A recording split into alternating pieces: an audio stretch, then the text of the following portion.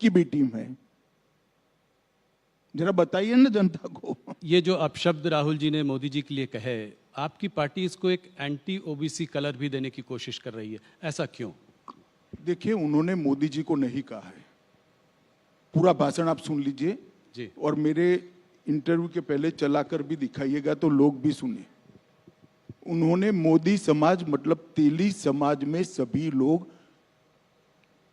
क्यों चोर होते हैं ऐसा एग्जैक्ट नहीं कहा। उन्होंने ये कहा कि सारे चोरों का surname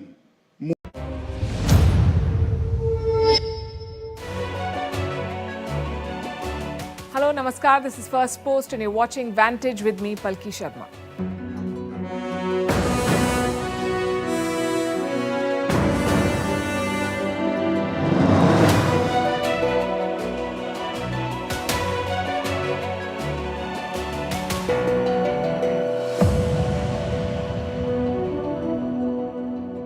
The Friday blockbuster is Donald Trump. He's been indicted. He'll be charged. The first former president of America to be criminally charged. What will it mean for his presidential bid? We'll discuss that. Meanwhile, the war in Ukraine has a new entrant, North Korea. Apparently, North Korea is giving military supplies to Moscow in exchange for food. As NATO tanks roll into Ukraine, NATO members are coming closer to Russia's borders. Finland is on course to join. Turkey, the last hurdle has been cleared. We'll talk about Erdogan's power games here. As he agrees to NATO expansion, he's also getting ready to host Putin next month. The Vatican has apologized for legitimizing Europe's colonial powers. And ChatGPT questioned Japan's Prime Minister in Parliament. We'll bring you all these stories and more. There's a lot of ground to cover. The headlines first. The chip war with China escalates. Japan announces a plan to curb exports of chip-making equipment. Beijing slams the move as Tokyo toes Washington's line.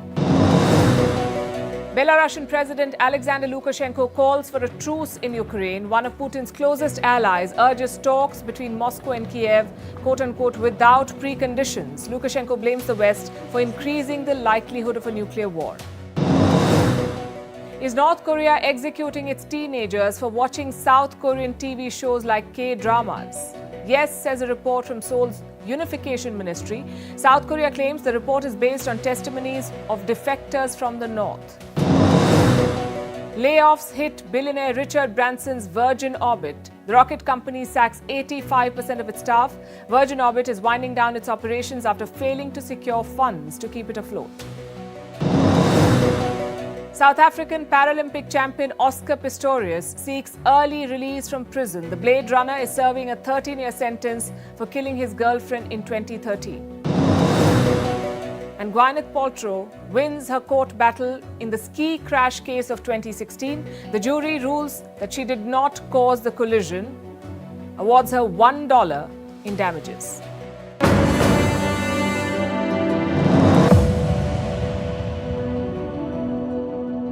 NATO has finally entered the Ukraine battlefield.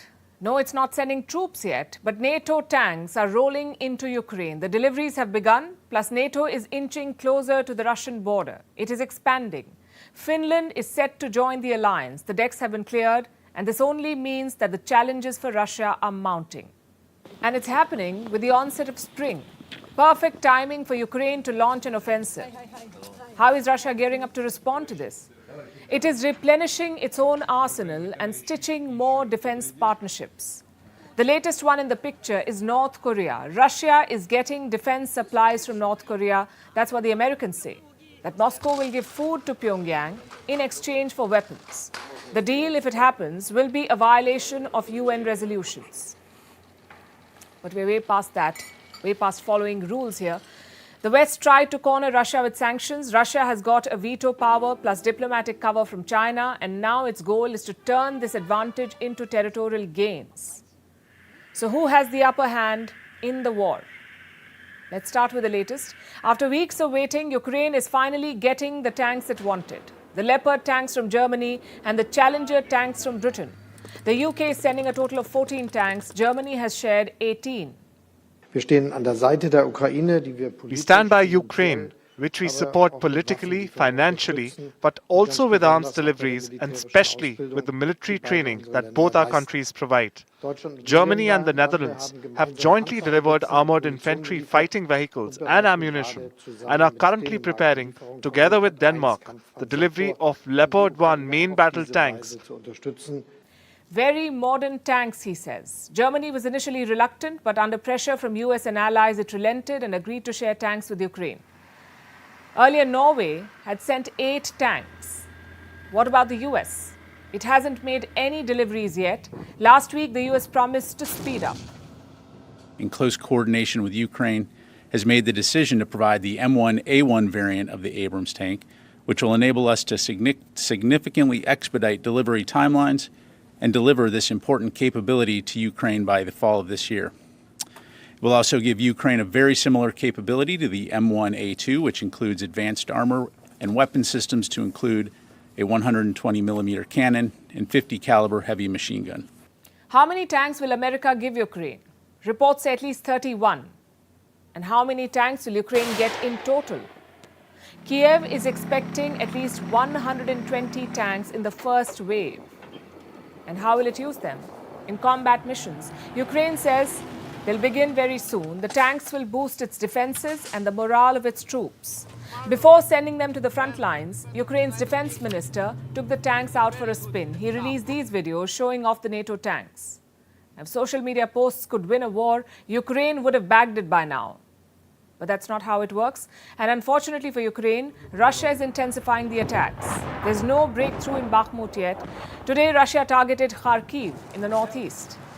Russian forces unleashed drone and missile strikes. Civilian infrastructure was targeted. Reports say Russia launched the missiles from the S-300. Also, Iranian drones were in the sky. And what is Zelensky doing? He's giving interviews. This week, he spoke to the Associated Press. Ukraine's president was asked about Bakhmut.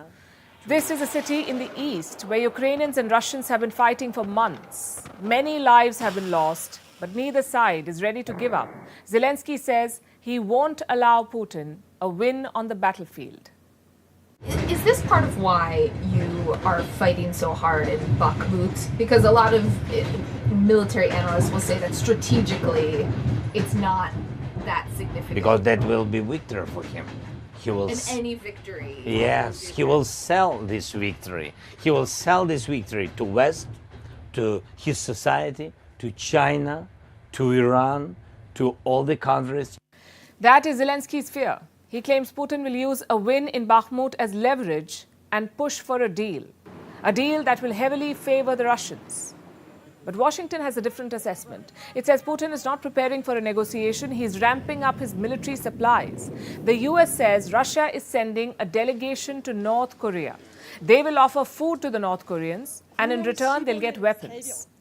In fact, let me quote from what the White House has said. As part of this proposed deal, Russia would receive over 24 kinds of weapons and munitions from Pyongyang. We also understand that Russia is seeking to send a delegation to North Korea and that Russia is offering North Korea food in exchange for munitions.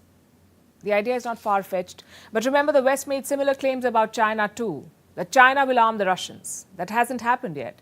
So far, Beijing has only supplied dual-use equipment to Moscow.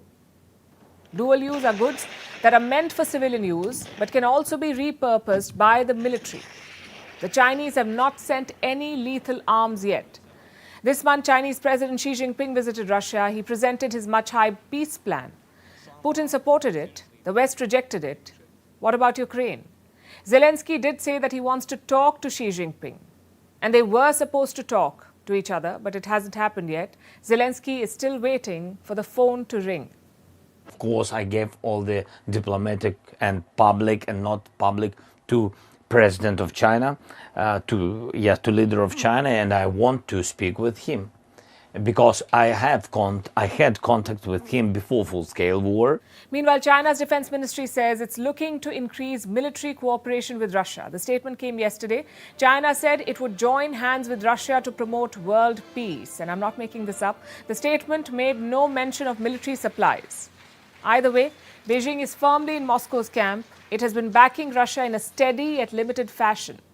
And despite Xi Jinping's desire to be seen as peacemaker, There is no peace in sight. The war has completed 401 days, and both sides are adding to their arsenal to continue fighting. Meanwhile, celebrations are on in Finland. The country is set to become the latest NATO member. NATO is the North Atlantic Treaty Alliance, a military alliance that is led by the US. Finland had been trying to join for months, and finally it can. That's because Turkey has given the green light. It was the last hurdle. NATO has 30 members, including Turkey, and all members must agree before a new country is allowed to join.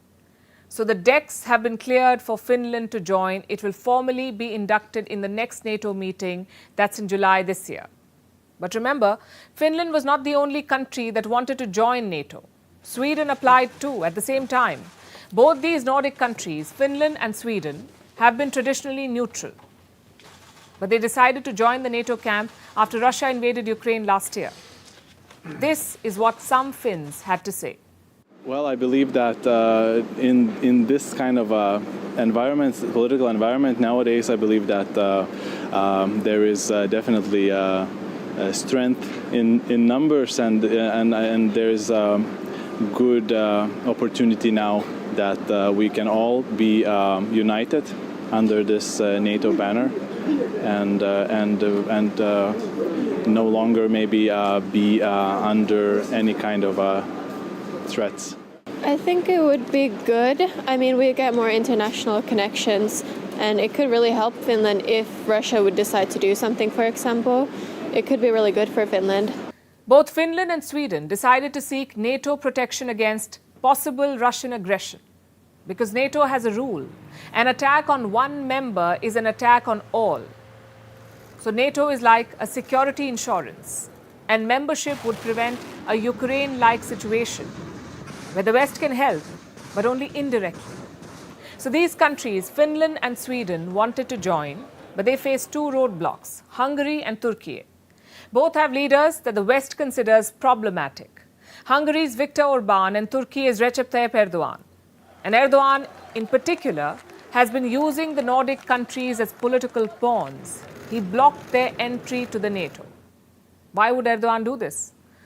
He's been in power for 2 decades using authoritarian tactics. He started as Prime Minister of Turkey in 2004, then became President in 2014. In 2018, he abolished the position of Prime Minister and became President again. He's basically been making changes to Turkey's government to extend his reign, and that's just one of the problems that Western democracies have with him.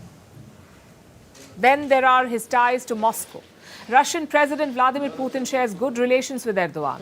This is despite the war in Ukraine. Just yesterday, Erdogan said Putin could visit Turkey next month. This is to inaugurate the country's first nuclear power reactor. The reactor was built by a Russian energy company, and Putin may inaugurate it. Erdogan has also refused to back Western sanctions on Moscow. In fact, Turkey has been helping Russia evade those very same sanctions. Then they went ahead and bought the Russian S-400 missile defense systems. This led to a lot of heartburn in NATO, a NATO member buying Russian defense equipment. The US sanctioned Turkey for this, but Erdogan did not budge. And the Russian S-400s have been arriving in Turkey since 2019. So there's a lot of tension really between Turkey and its NATO allies. Then why is the West still listening to Erdogan? Why can't they just boot Turkey out of NATO? Because like most other things, it's complicated. Turkey joined NATO in 1952, just 3 years after the alliance was formed. It has been a steady partner over the years. Even today, Turkish drones are helping Ukraine in the war. Turkey also has the manpower that NATO needs. Its armed forces are the second largest in NATO. France comes third, and Turkey is said to have more than double the troops of France. American forces make up the bulk of NATO troops, but Turkey is also essential. And Erdogan knows all of this, which is why he continues to play his politics. He blocked the entry of Nordic nations, saying they allow anti-Turkey activities. Both Sweden and Finland, they have Turkish dissidents and Kurds who want to break away from Turkey. Erdogan calls them terrorists. Some of these groups are also part of an attempted coup in Turkey in 2016. Basically, Recep Tayyip Erdogan has an axe to grind with these people. He says Sweden should deport them. Only then will he allow Sweden to join NATO. He had similar issues with Finland too, but apparently they have been resolved. Erdogan praised what he called Finland's authentic and concrete steps on Turkish security. And that's why the Turkish parliament ratified Finland's membership yesterday. The approval of the protocol for ratification of Finland to join NATO as follows. Vote 276, approved 276. As the Parliament of Turkey, we congratulate the state and the people of Finland. The bill proposed was approved. Erdogan's politics aside, Finland joining NATO is a blow to Putin. For years, he's used military intervention to destabilize neighbors who wanted to join NATO, like Georgia in 2008. And Ukraine from 2014 till date. So Erdogan's green light to Finland will definitely upset Moscow. But he's doing a balancing act. He's looking after his own interests, essentially. After all, he has an election to face in less than 2 months. A few days ago, deep fakes of Donald Trump went viral.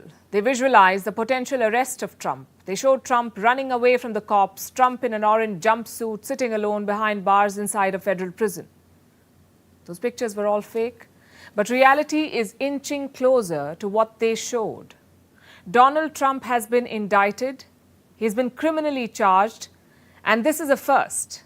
Never before has a former president of America faced criminal charges. And this will have wide-ranging implications on Trump's life and career for sure, but also on the presidential election, on the fate of the Republican Party and on America's democracy at large. The world's oldest democracy is again in uncharted waters. Will this indictment further divide the United States of America? Let's try and answer these questions one by one. Question number one, what are the charges against Donald Trump? We don't know the specifics, they're yet to come out. But this is about Trump's hush money payments to Stormy Daniels. This was just before the 2016 presidential election in the US. Stormy Daniels is a porn star. In 2006, she's said to have had an affair with Donald Trump. In October 2016, she was paid $130,000 US. What for? To remain silent about the affair. Because Trump was running for president and the media was gunning for him and they were looking for a story. So they contacted this porn star and she apparently wanted to sell the story of the alleged affair with Donald Trump. It would have been damaging in the election. So Donald Trump's team tried to stop this. His then lawyer, Michael Cohen, stepped in. He allegedly paid $130,000 to Stormy Daniels. And none of this is illegal. Neither the affair nor the money paid to keep it secret. Hush money is legally okay in the US. So what is the case about? Donald Trump had to reimburse Cohen for this payment. And he did pay the $130,000 back, but this payment, where Trump reimbursed his lawyer, was recorded as a legal fee. And that was a lie. It was not legal fee, it was hush money. Donald Trump lied, and prosecutors say that this is a criminal offense. He is being accused of falsifying business records, and that's the reason why he's in trouble. Question number two, what is Trump's response? He denies any wrongdoing. He calls the case a political witch hunt. He also denies having had an affair with Stormy Daniels. But Donald Trump did admit to paying his lawyer, Michael Cohen. The former president released a statement. He called the prosecutor in this case a disgrace. He accused him of doing Joe Biden's dirty work. Let me read out from Donald Trump's statement. The Democrats have lied, cheated, and stolen in their obsession with trying to get Trump, but now they've done the unthinkable, indicting a completely innocent person in an act of blatant election interference. Question number three, what happens next? Donald Trump has to appear in court. He'll have to fly to New York for this, and this will happen on Tuesday, that's the 4th of April. On that day, Trump's fingerprints will be taken, he will have his mugshot taken, and then he'll appear before a judge. And that's where all the formal charges will be read out. Trump will be allowed to enter a plea, guilty or not guilty. He is likely to say that he is not guilty. He is likely to contest the charges against him. Reports say Donald Trump will then be allowed to head home. Trump will be given the opportunity to appear in court. He's not going to be arrested. Now, he will be booked, which means he'll be fingerprinted. He'll have his mugshot taken, but he's certainly not going to be placed in handcuffs. He's not going to be put in a cell with the general population. Question number 4. When will the trial begin? Not in a hurry. Legal experts say a trial is still more than a year away.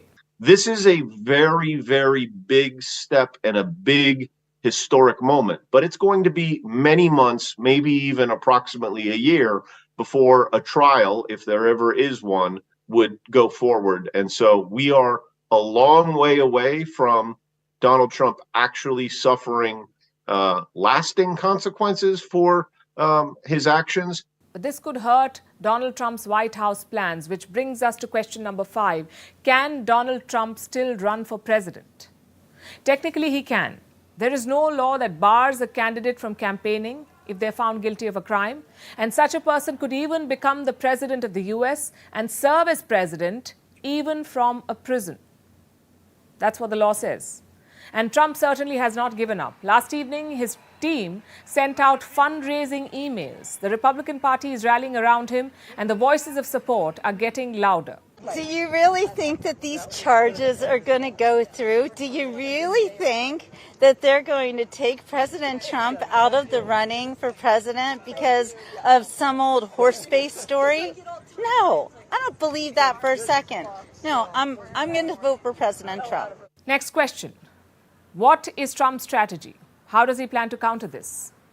Trump has resorted to doing what he does best, painting himself as a political martyr and asking supporters to fight the charges from the streets. He has already asked his supporters to protest. Many of them turned up outside his resort in Florida. There were crowds outside the White House too, and more of them are expected to show up next week when Trump's first appearance in the court is scheduled. Last question. Can Donald Trump fight this? Honestly, it's a tough one because this could be just the beginning of Trump's legal troubles. He's being investigated in several other cases, including a probe into the U.S. Capitol riot of January 2021, the effort to overturn his loss in Georgia in the 2020 election, and over the handling of classified documents after leaving office. Trump could face criminal charges here too. Does he have the appetite for so many legal battles? It's hard to say. He's prevailed against odds in the past, and when cornered, he tends to respond with an explosive backlash. With his die-hard supporters now entering the picture, the tension is only shooting up. 3 days ago, a Trump supporter was arrested. She brandished a knife at a family. Now, security arrangements are being made for his appearance. Donald Trump is going on trial, but outside the court, America's unity is being put to the test. The war in Ukraine has tested Russia. The West claims the Russian state is weak, but that's just their spin. The fact is, the Russian state is not just alive, it is growing its military power. Putin's war machine is getting new upgrades. A massive leak has revealed fresh details. More than 5,000 documents have come out. They show how Russia is making serious strides in cyber warfare. Moscow now has a range of capabilities, from launching social media disinformation attacks to disrupting real-world targets remotely like sea, air and rail control systems. At the center of this is a Moscow-based defense contractor. It's called NTC Vulcan. And what does it do? It makes software to launch cyber attacks. It works in tandem with the Russian military. But NTC Vulcan is just one cog in the giant wheel of Russian cyber power. Russia has put in place a robust system of hackers, of agents, and private players like Vulcan. Together, they identify critical targets and enemy vulnerabilities. Then they go after them. How do they work together? The Russian state security has 3 main programs: Amizit, Shkan, and Crystal 2. Each of these has specific roles. Amizit and Shkan enable social media disinformation campaigns. They also map out targets that can be hacked. The third platform, Crystal 2, is for high-stakes operations.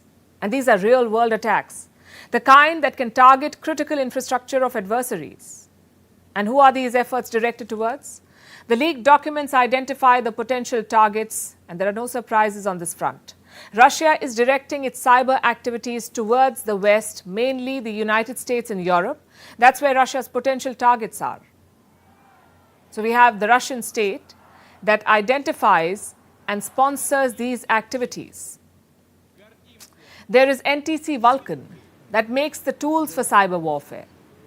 And the third part of this equation are Russia's cyber warriors, the group of hackers that carries out these attacks. The leaked papers identify the cyber warriors too. It names a group called Sandworm. It's a hacking group, a unit of the Russian military, Sandworm. They have a code name, 74455. Tools made by Vulcan have ended up in the hands of Sandworm. And where have they been used? We cannot say for sure, but in the past, Sandworm has been blamed for several high-profile cyber attacks, like the disruption during the 2018 Winter Olympics. South Korea had hosted that event in 2018. There was a malware attack during the opening ceremony. It took out the internet. The cyber attack stopped telecasts. It grounded the drones used by broadcasters. The official website of the games was shut down, and spectators could not print out their reservations. Sandworm was blamed for this disruption. They have struck in Ukraine too in 2017. This was the NotPetya attack, one of the most devastating cyber attacks in history. It crippled ports, it paralyzed corporations and froze government agencies. Experts say this attack was initially aimed at Ukraine, but the impact was worldwide. Do you know how much damage it caused? More than $10 billion. Sandworm is also believed to have caused power blackouts in Ukraine at least twice. Reports say Sandworm is now actively supporting the Russian invasion. All these details are part of the Vulcan files. Clearly, the Russian state has aced this new frontier. Experts say Moscow is intensifying these efforts now. Instances of cyber attacks are growing, and the new targets are Kyiv's European allies. How will Ukraine and the West counter this? Keep watching this space. Ramadan is a month of worship and feast for Muslims. They fast from dawn to dusk and break their fast with a feast after sunset. This is one of the core practices of Islam, but this year, the fasting could last much longer for the people of Pakistan, not because they become more religious, but because there's a severe shortage of food in their country.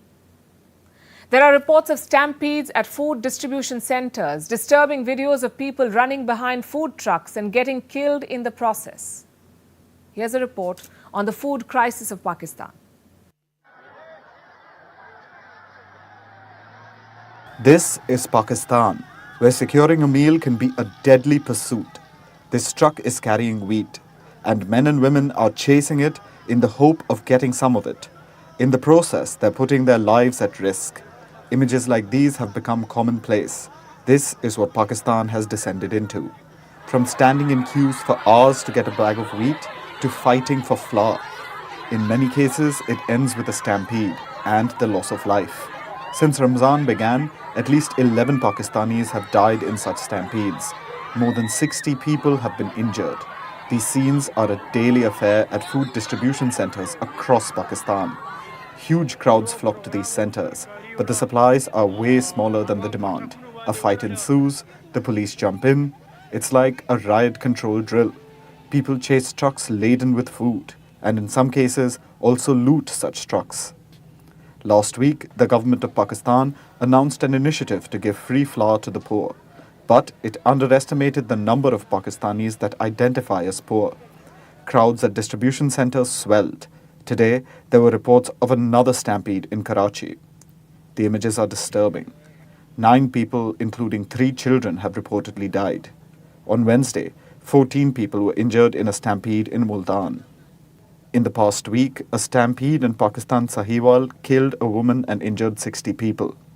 Similar scenes played out in Muzaffargarh and Khyber Pakhtunkhwa. Getting food from these distribution centers involves the risk to life. Yet, people go to them in large numbers because they're desperate. Authorities have realized that they do not have enough grain to cover everyone.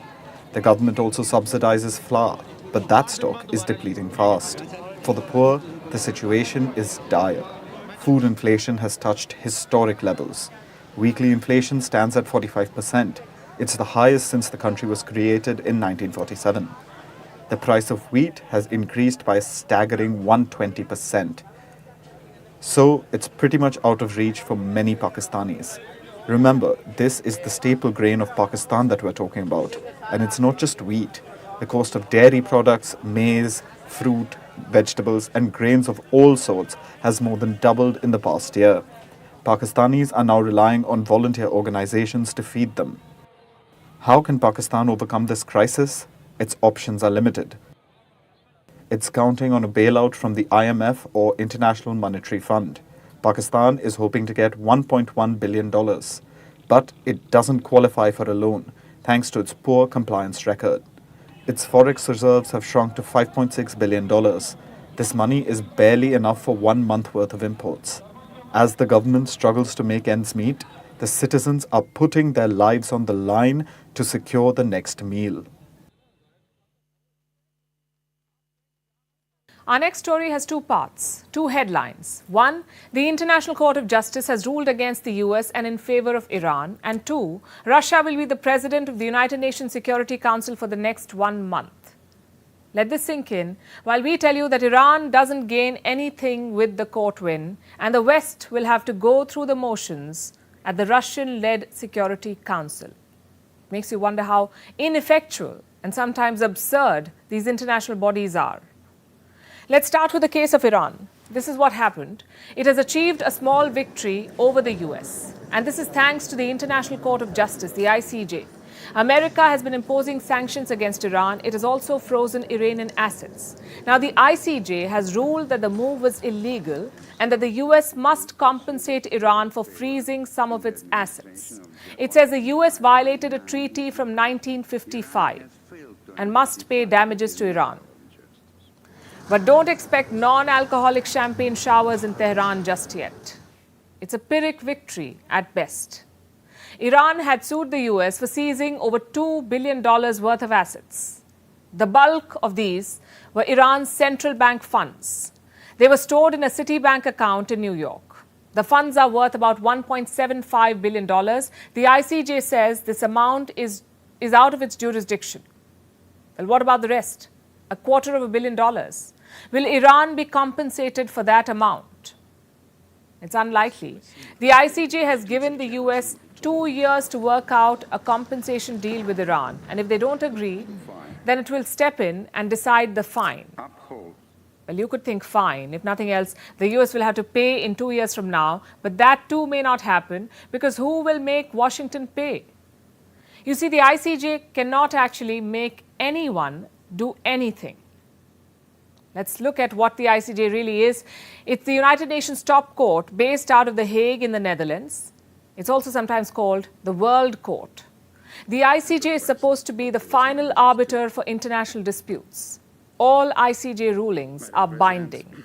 Judges of the courts. But, and this is the key part, the ICJ has no means to enforce its judgments. The court is toothless. A number of countries, including the US and Iran, have ignored its rulings in the past. Then what's the point of all of this? Why give Iran false hope?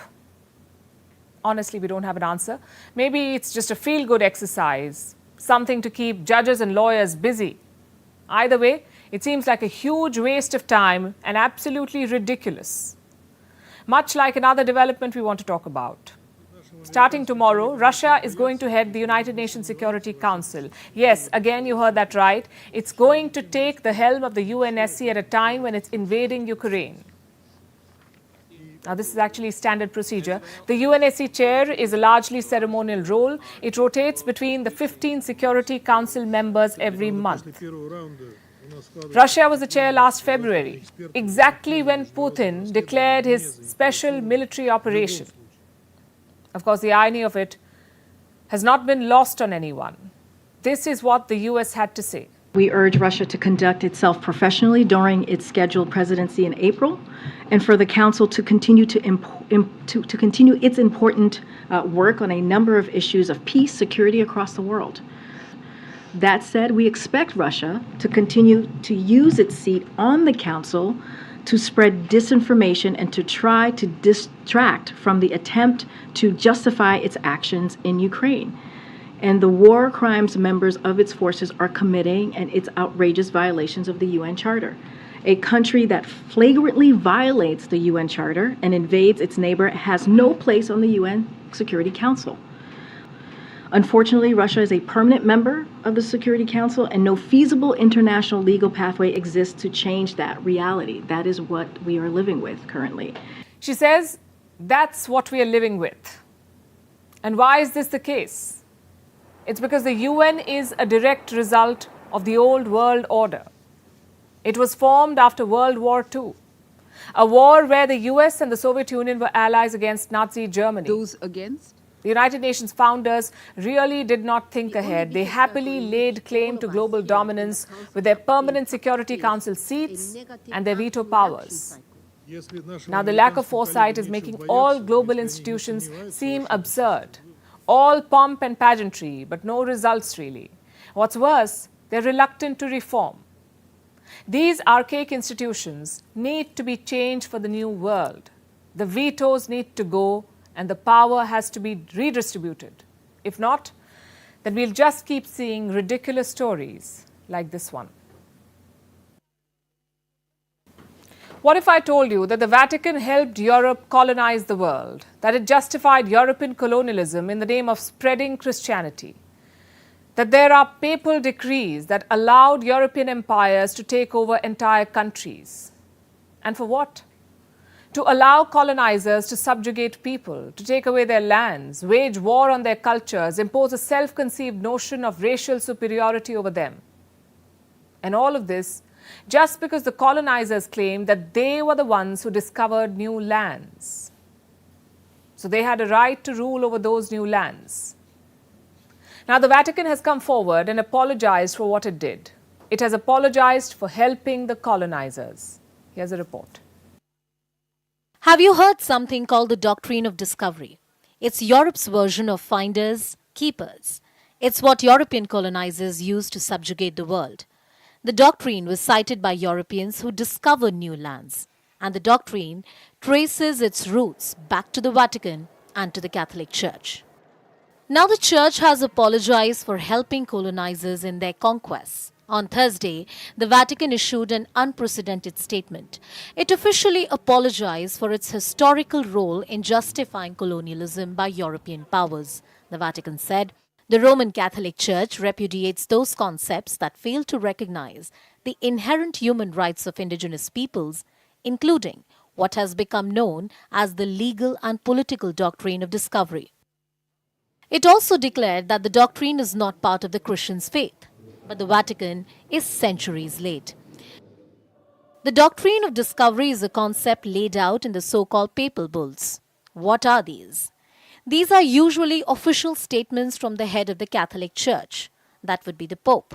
So no less than the popes were involved in justifying European colonialism. Their decrees were used extensively in the conquest of Australia, Canada, New Zealand, Africa, and the United States. The colonizers claimed that they had the approval of the Church to have sovereignty, property, and commercial rights in lands they discovered. Here's an example. Papal decrees in the 15th century permitted Portugal to subjugate Muslims and the non-Christians in Africa. That's not even the ugliest part of these decrees. The Vatican was quite explicit when it came to who Europe could colonize. It could only be non-Christians. So colonialism was essentially used as a tool by the Vatican to spread Christianity across the world. And the colonized countries paid a huge price. Take Canada, for instance. Between the 19th and the 20th centuries, more than 150,000 indigenous children were taken hostage in Canada. They were snatched away from their families and lodged against their will in the re-education institutions. Here, they were subjected to unspeakable atrocities. They were physically assaulted and sexually abused. Many of them didn't survive. They were buried in mass graves that are still being discovered in Canada. Last year, Pope Francis visited Canada. He apologized to the indigenous people for what the Vatican put them through. In 2015 too, the Pope apologized for the Catholic Church's action in Bolivia. He sought forgiveness not only for the offenses of the church but also for the crimes committed against the native people during the so-called conquest of America. Just so you know, European colonism was a vast and often very violent project. The whole world at some point or the other has been under the control of a European power. Look at the French Empire. It ruled over territory greater than the size of the Europe itself. Then there was the British Empire, the most notorious of them all. And its peak was about 25% of the world population was a subject of the British Empire. Apologies are welcome and long overdue. But preparations will be the closest they'll come to making amends. Our next story is about chatbots. They have taken the world by storm. A chatbot is a computer program that uses artificial intelligence. It simulates human-like conversations with people via chat. A popular example of this is ChatGPT. It has helped tens of thousands of people. Sometimes its inclusion has even been whimsical, like its debut in the Japanese parliament. The Prime Minister of Japan fielded questions drawn up by the chatbot. Take a look at this. I'll read aloud one of the questions generated by ChatGPT regarding the COVID-19 pandemic policies draft amendment. Do you think that the opinions of local government and medical professionals are sufficiently reflected in the amendment? I think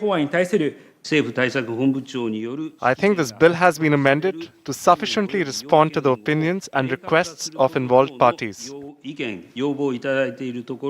A chatbot being used in extremely regimented parliamentary proceedings. Sounds like a sci-fi movie, right? But let's just hope that it's not a murder thriller. Because sometimes chatbots can be the very opposite of whimsical. They can be life-threatening. Take the example of a chatbot named Chai. It has a human-like persona. A Belgian man, a father of two, was chatting with this bot. The chatbot encouraged the man to sacrifice himself to save the planet. And then he died by suicide. The same chatbot also elaborates how one can take their life. It's horrid, but it's not really surprising. Over time, chatbots have increasingly become more human-like. Corporations are making sure that they do. Ernie bot already has many human abilities, such as the ability to understand human natural language and the ability to express and reason logically in the process of continuous improvement. So Replica is an AI friend that people can create for themselves, and they're able to talk to it 24/7 about anything that's on their mind without any judgment. It's I guess you can call it an AI chatbot. So really an application that allows you to talk to an AI being or a virtual being that will respond to you just like a human would. Users have reported forming emotional connections with chatbots. They trust these bots and follow what they say. And in the process, it can be easy to forget that these bots are not humans, that they have no emotions. And for all the improvements in accuracy, they still make mistakes.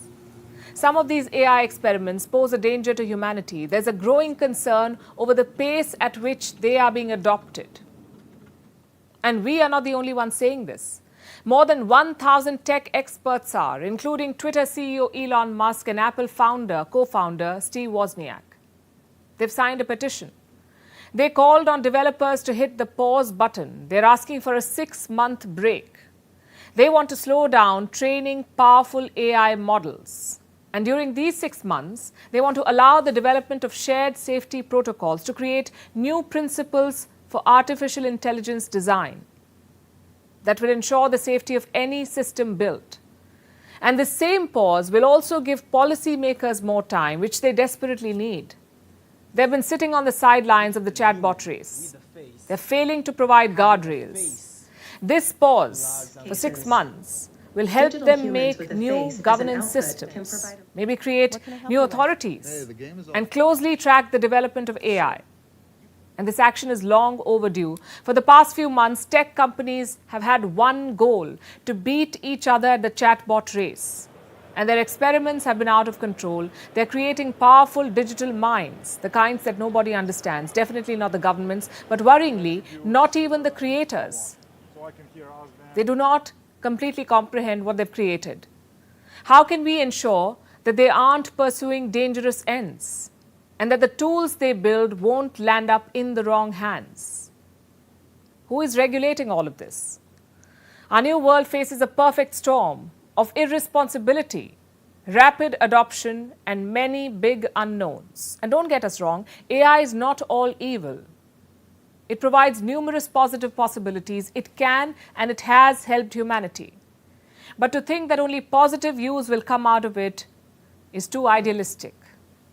If we don't prepare ourselves, we might lose the tech war we've created.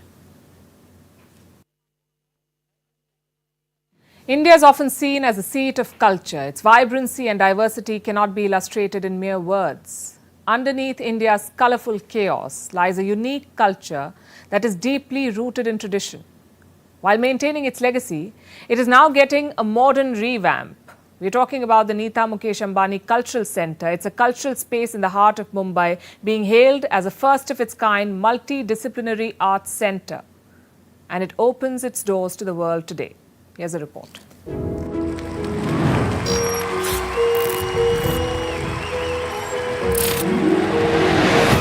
Over the past few months, Mumbai has been preparing itself to welcome the golden age of performing arts. And today, it is ready. The Nita Mukesh Ambani Cultural Centre launches today. It's being hailed as the first-of-its-kind cultural space in India. Indian creators will now be able to showcase their craft in a world-class setting. It seems like this is the platform art patrons have been waiting for. They can showcase India's music, theatre, fine arts and crafts to both international and domestic audiences. And the journey has already begun. Hollywood stars like Penelope Cruz, Tom Holland and Zendaya are attending the launch in Mumbai. The centre will also benefit Indian audiences. They will get an opportunity to see acclaimed Broadway shows in India. That's not all. The Grand Centre promises to open a lot of jobs in the field of arts.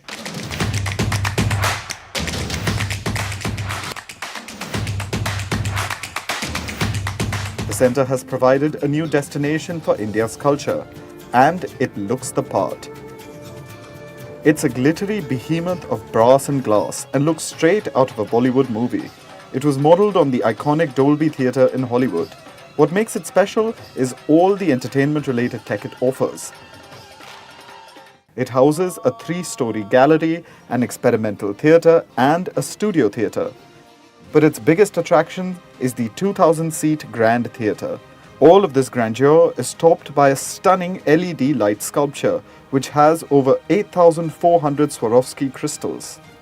And this hub of culture is now opening its doors to patrons, along with a showcase of curated programs under Swadesh. Audiences will also get to witness the debut of the great Indian musical, Civilization to Nation, a true theatrical extravaganza infused with the spectacle of music and dance. This is a passion project of the Ambanis, who are helping highlight India's cultural heritage and impact.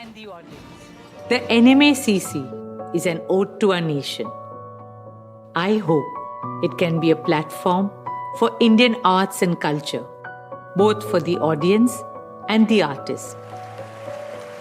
I hope that it will become a place that nurtures and inspires talent for years to come. I hope this space welcomes you and enthralls you. I look forward to welcoming all of you to the Nita Mukesh Ambani Cultural Centre. India's culture has got the platform it deserves.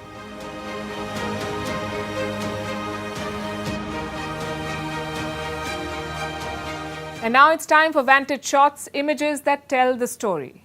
We start with Tel Aviv's counter-protest, where thousands of Israelis blocked a highway. They did it in support of Prime Minister Benjamin Netanyahu's judicial overhaul plan. And remember, this comes after months of anti-government protests that have brought Israel to a standstill. And speaking of protests, thousands swarmed the streets of Paris. Tensions were boiling over amid anti-reform protests in France. Crowds clashed with the police and set fires on the streets.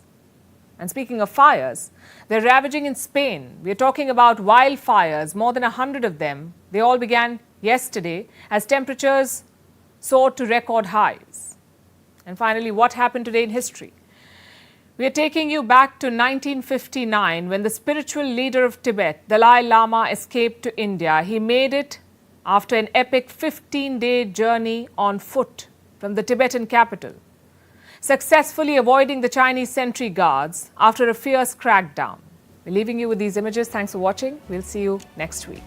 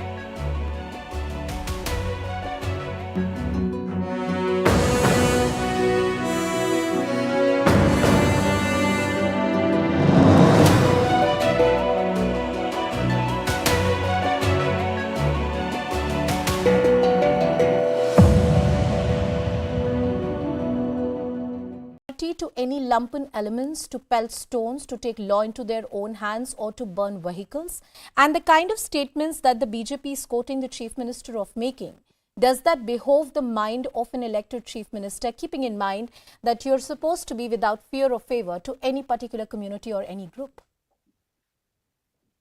It's a very long question, but let me break it up. Sure. First of all, I think the Chief Minister should not be misquoted by somebody, even if you're representing a party that loses to her an election. Chief Minister Mamata Banerjee, in two national channels, one Bengali and one English, categorically said that anybody who's indulging in a criminal activity, I will not look at their religion. Calcutta police will take immediate action. Number two, Abhishek Banerjee did a press meet at 5 o'clock and he literally threw a challenge to say that where is the permission for this procession for Ram Navami. Please understand that such incidents have happened before in Howrah, and that's why the Kolkata police held a joint meeting and put forward some conditions and some requirements for this procession to take place, to which the organizers did not reply. And I have documents to prove that. Number three, Chief Minister of West Bengal has repeatedly said, not today, but even yesterday and day before, that Bengal is a state where various festivals are celebrated. There is Saraswati Puja, there is Durga Puja, there is Christmas. So it is very strange that only during Ram Navami these problems happen. And she made a request that there should be no clash of two processions being held by two religious orders. And I don't think there's any need to twist her words. Anybody can replay what she said. She's on record saying it. Secondly, let's come to the point of bias that Tathagat ji is saying. If you're talking about bias, then I ask you a pertinent question. That the Home Minister of India is not the BJP's Home Minister.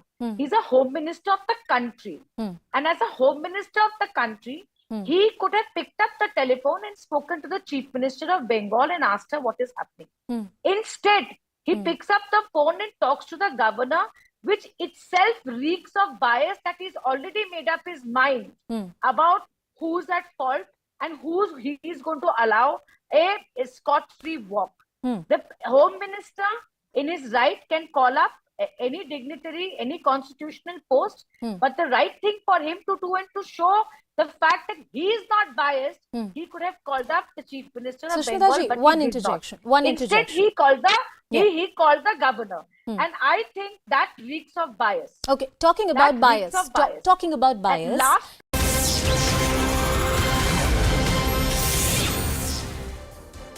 Hello and welcome to the late night edition with me, Ayushman Singh Jamwa. Ladies and gentlemen, Thursday gave us a reminder of 2022, where Ram Navami clashes erupted in the states of Karnataka, Gujarat and Maharashtra. But now there is an all-out political showdown in West Bengal between the BJP and the TMC in the wake of the clashes which rocked the city of Howrah.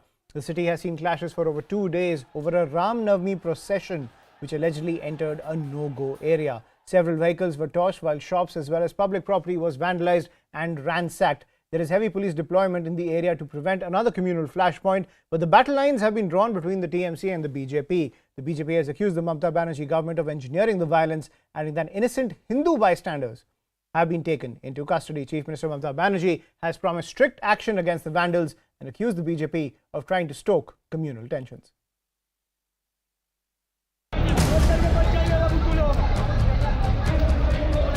Communal clashes in West Bengal's Howrah during a Ram Navami procession on Thursday. Several vehicles were torched, stones pelted and shops ransacked when clashes broke out between two groups. Police in riot gear fired tear gas shells as mobs went on a rampage. Fresh violence was reported from the area on Friday as well. As you can see, huge forces are there with all ADG level officers are there right now, and they're trying to dominate this area. There was a sudden tension in this area after 12 o'clock, and there was a retaliation. Which group, in what way, that's still not clear. Political tempers flared amid the violence. Bengal Chief Minister Mamata Banerjee claimed the procession took an unauthorized route in order to target one particular community. তোমাদের মিছিল করতে কেউ বারণ করেনি তুমি তরোয়াল নিয়ে bulldozer নিয়ে মিছিল করবার পারমিশন অধিকার তোমায় কে দিয়েছে Leader of opposition and Mamata's nemesis Shubhendu Adhikari has sought an NIA probe into the violence. The Mamataji is now very scared. She is feeling fear psychosis. Due to this reason, this type of unethical work doing by her police Howrah Commissionerate. Home Minister Amit Shah spoke to the Governor of Bengal as well as the state BJP president to inquire about the situation. The ruling Trinamool Congress, though, claimed that the violence was plotted and executed by the BJP. 2 दिन बाद 27 तारीख को वो गए गृह मंत्री अमित शाह से मिलने आधा घंटा का बैठक हुआ और वहां से निकल के अगला दिन कलकत्ता आए और उसका अगला दिन कलकत्ता में एक जगह है श्याम बाजार वहां पे बैठक करके मीटिंग करके वो पब्लिकली मीडिया के सामने बोल रहा है कल टीवी में नजर रखना. The BJP hit back, accusing the TMC of lying and endangering Hindus. ऐसा तस्वीर बंगाल से आते हैं, विजुअल आते हैं, हम लोग देखते हैं और ये स्वीकार नहीं होता है कि बंगाल में अभी हिंदू का अभी जान खतरे में है. As the war of words over the Ram Navami violence escalates, who is behind the hate design?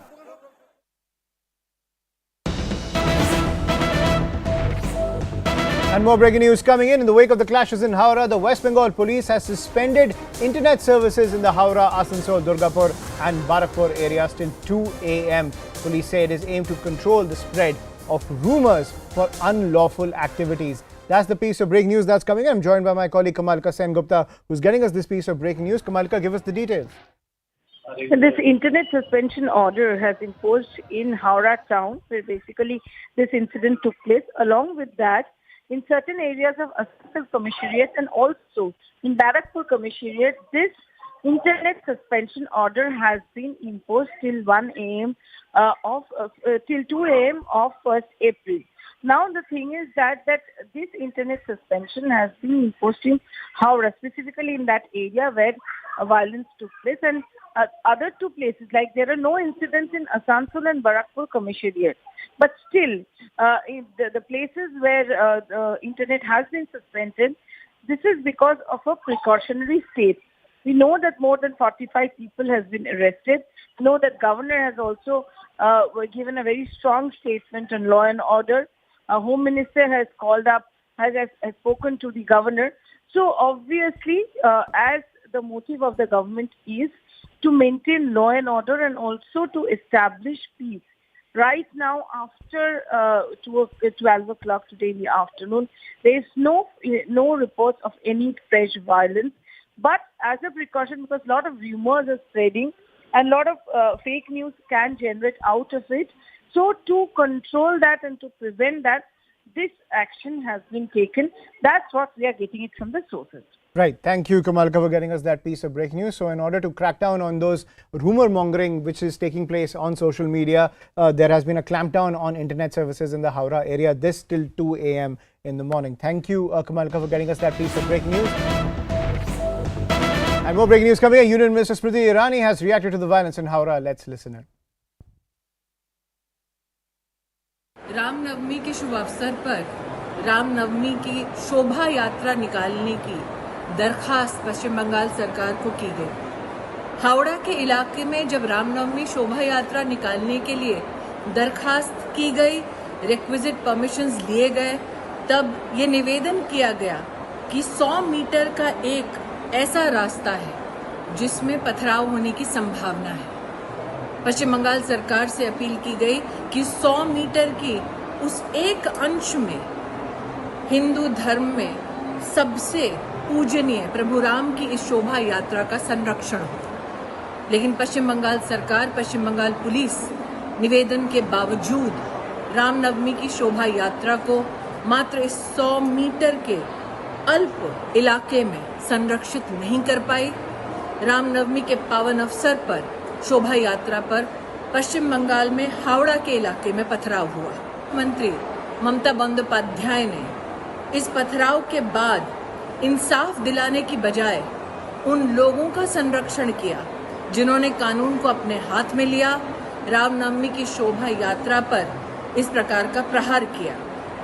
पश्चिम बंगाल की मुख्यमंत्री ने न सिर्फ शोभा यात्रा करने वालों पर कटाक्ष किया, शोभा यात्रा करने वालों को कटघरे में खड़ा किया, लेकिन साथ ही उन लोगों ने जिन्होंने पथराव किया शोभा यात्रा पर, रामनवमी की शोभा यात्रा पर, उनको clean chit they the.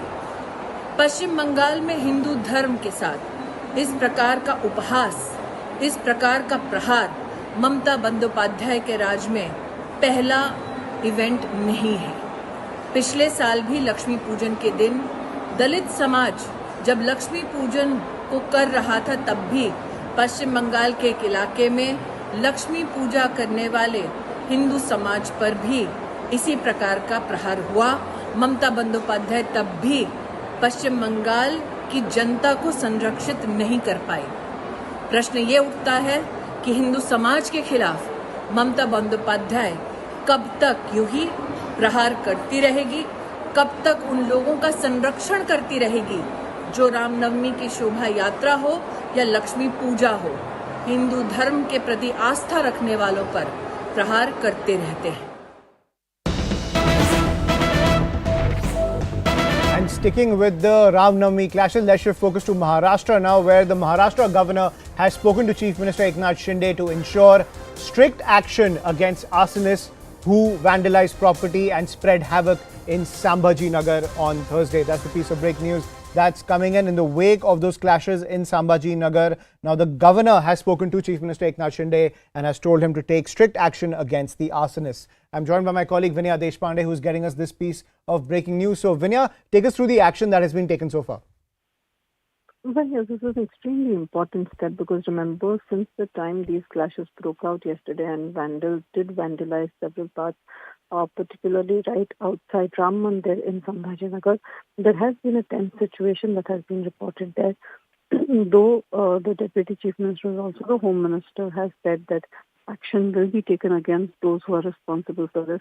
Now it is the governor who has jumped into this. In fact, the new governor who has been appointed in Maharashtra, this is the first official conversation on this specific issue that he has had with the chief minister. Now, he has asked the chief minister to ensure that stern action is taken against all the arsonists. Right now, the state government has said that it is working towards it, while nabbings of several persons are likely to happen. FIRs have already been registered. Remember, at least 16 vehicles, including several police vehicles, were torched in that arson. Back to you. Right. Thank you, Vinaya, for getting us that piece of breaking news. So the Maharashtra governor directing the chief minister to ensure that there is justice in the wake of those clashes in Sambhajinagar, saying that action should be taken against those arsonists who spread havoc in Sambhajinagar on Thursday. But let's shift focus now. As the political face-off over Rahul Gandhi's remarks on Indian democracy continues, Vice President Jagdeep Dhankar, without taking any names, hit out at the Congress leader on day 2 of News 18's Rising India Summit. In his keynote address, the Vice President said that some are engaged in a sinister campaign to tarnish the nation's image. The Vice President further said that an entire ecosystem is hampering India's growth, including Parliament, adding that nobody is above the law. In our country, we have effective government, and we have seen in last few months how effectively our External Affairs Minister has reflected on those issues in public domain, in the country and outside. But those so engaged need to look within and revisit their thoughts. But what is painful, worrisome and concerning, that some amongst us are engaged in thoughtless orchestration of sinister campaign to taint and tarnish our democratic institutions. We find sinister forces within and without, functional with pernicious agenda to sully and downsize our growth trajectory, our democratic institutions, and run down our success. You will not find a parallel in the world where people holding positions of power would go to other country, other geographical locales to run down their own country. We all need to reflect on this. We need to be cognizant of virtual intense warfare against India's integrity by well-orchestrated global machinery functioning within and outside the country. One can see an entire ecosystem aimed at handicapping our growth, attacking India's legitimacy as nation-state, its constitutional institutions, including the parliament, is becoming a favorite pastime, even of some of us. I am sure thinking minds in the country will be alive and take all steps to contain and combat such pernicious tendency. An intense assault on India's values, integrity, and institutions is emanating from well-maintained incubators. I wouldn't say much, but I'll call upon the media. Look at South Asia studies in an Ivy League university. This is being funded by our billionaires. Even the government in 2008 funded it. And the same is also being done by our northern neighbor. But look at their activities with respect to our nation and with respect to that nation. It's a cause of concern and worry. Should we be funding those whose only agenda is to thoughtlessly, in a designed manner, run down this nation?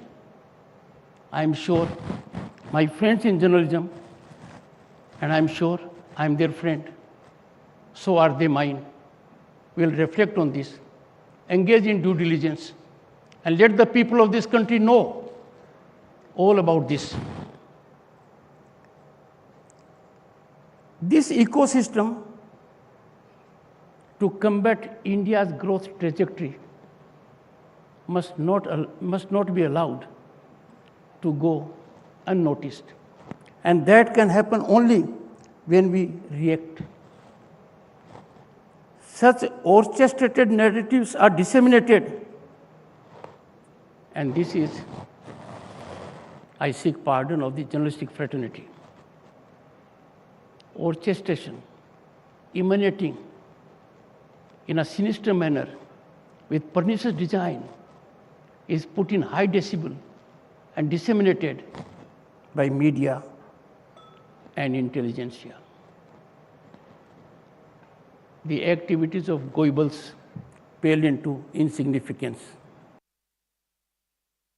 And shifting focus to our top international story, a Manhattan grand jury has indicted former U.S. President Donald Trump in connection to the hush money scandal involving adult actor Stormy Daniels. Trump, who has announced his candidacy for the 2024 presidential polls, is the first former president in American history to face criminal charges. He is expected to appear in court on Tuesday for his arraignment. Meanwhile, Trump has denied his involvement in the hush money scandal and said that he did nothing wrong with respect to campaign finance laws. Trump has called it political vendetta. In fact, former Vice President Mike Pence, who Trump has repeatedly criticized for not helping him overturn the last elections, has called the indictment an outrage.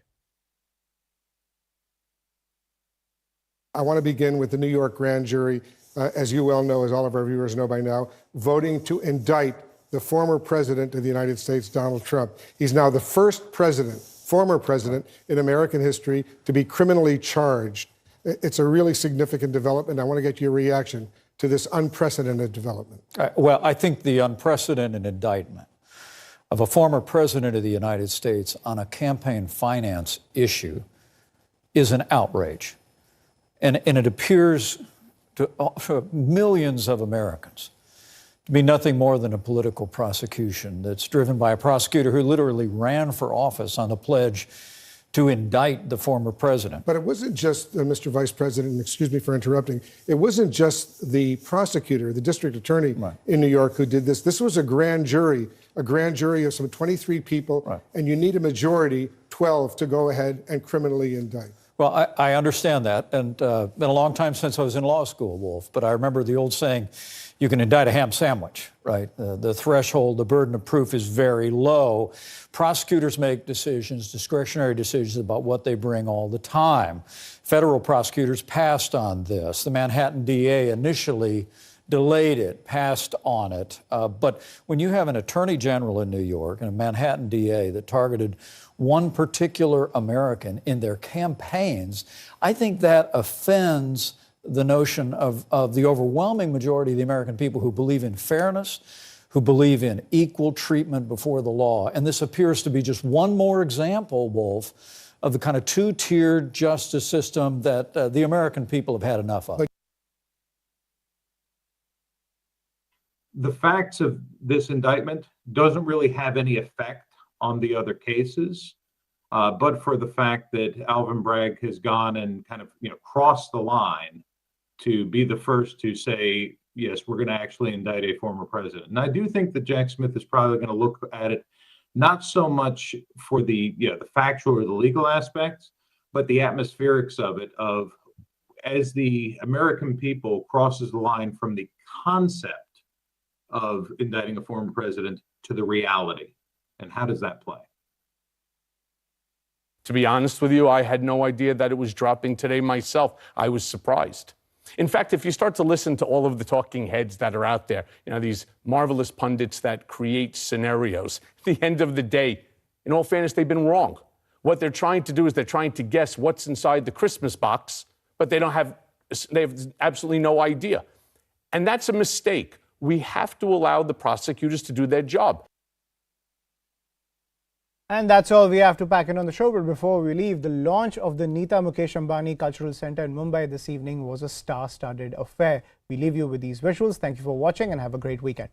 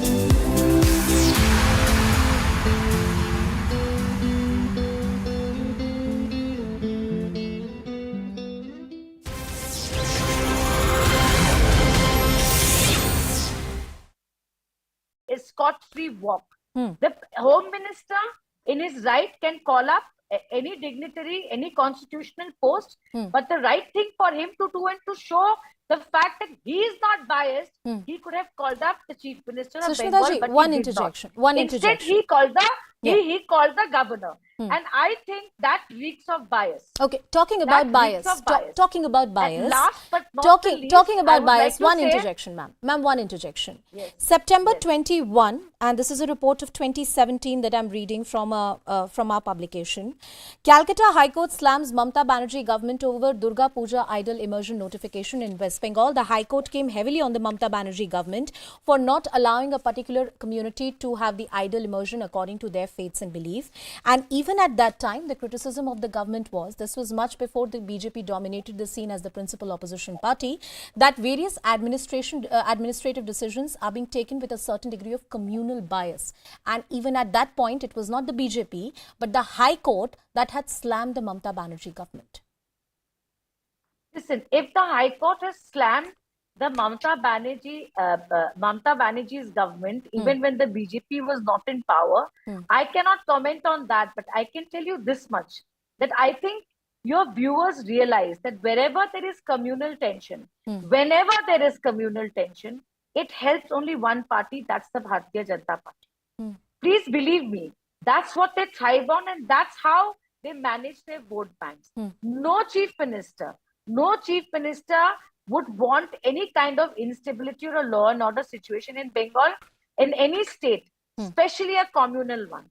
There can be no doubt about it that the Home Minister of India, in the Parliament, in his reply to a question that has been asked, has given figures between 216 and 21 to show how communal tension has increased in this country. And there's one single reason for it, is because Bharatiya Janata Party has consistently misused the Hindu religion for their own political purpose. Sushmita ji, and to keep communal tension is and asking a very Bengal pointed simmering. question. There's nothing new that about this is it. a pot that the BJP wants to keep simmering because it benefits you.